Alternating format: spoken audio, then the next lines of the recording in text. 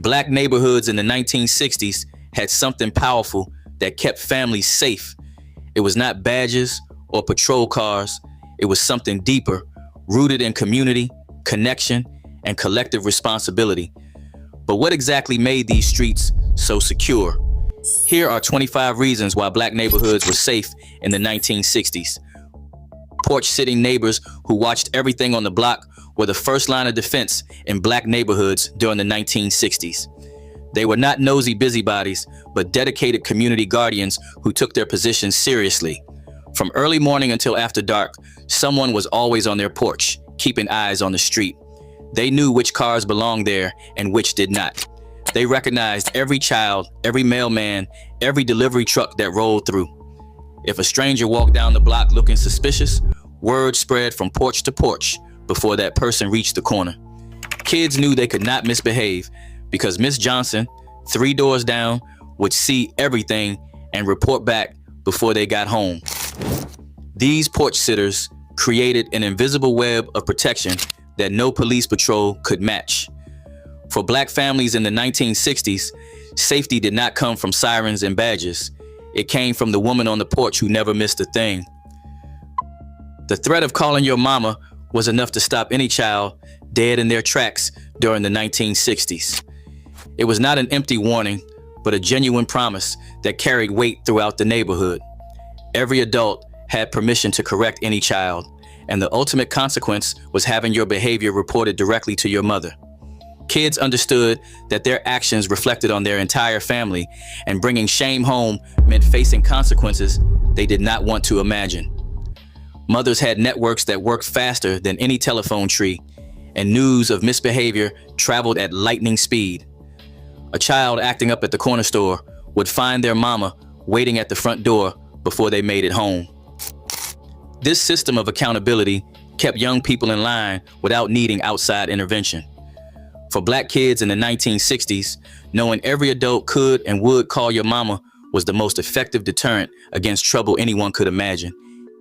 Kids playing outside until dark without a single worry was normal in black neighborhoods throughout the 1960s.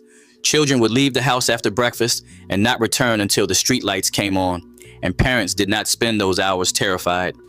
The neighborhood itself was the babysitter, with dozens of eyes watching from porches, stoops, and windows at all times. Kids played hopscotch, jumped double dutch, rode bikes, and explored every corner knowing they were protected. If someone fell and scraped a knee, the nearest adult would clean it up and send them back to play. If strangers approached, children knew exactly which houses to run to for safety. Parents could let their kids roam freely because the community shared responsibility for their well-being. This freedom was not naivety or neglect, but trust in a system that worked. For black families in the 1960s, letting children play outside until dark was safe because the neighborhood made it safe through collective vigilance and care.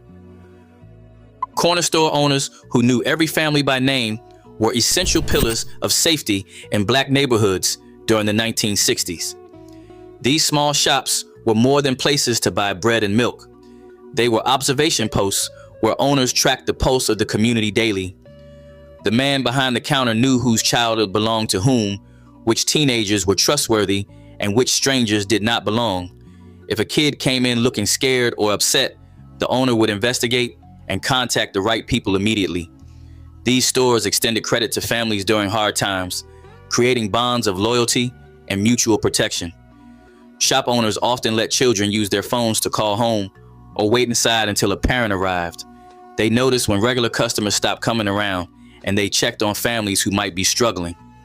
For black communities in the 1960s, the corner store owner was not just a merchant, but a guardian who watched over the neighborhood from behind that counter. Block clubs and neighborhood associations that organized protection gave black communities structured systems for keeping their streets safe during the 1960s.